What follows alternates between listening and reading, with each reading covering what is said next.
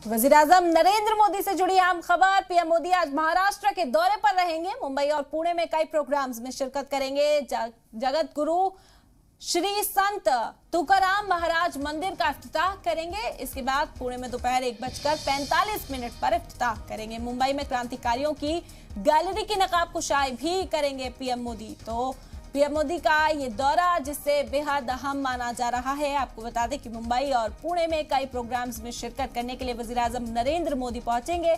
जगत गुरु श्री संत तुकाराम महाराज मंदिर का इफ्तिताह करेंगे। पुणे में दोपहर 1:45 पर यह इफ्तिताह किया जाएगा। उसके बाद क्रांतिकारियों की गैलरी का भी इफ्तिताह करते नजर आएंगे। नकाबकुशाई करते हुए वजीर-ए-आज़म नरेंद्र मोदी आज नजर आएंगे। तो महाराष्ट्र के दौरे पर रहेंगे। मुंबई और पुणे में कई प्रोग्राम्स में शिरकत करने के लिए भी पहुंचेंगे। क्रांतिकारी की जो गैलरी है उसकी नकाबकुशाई करेंगे।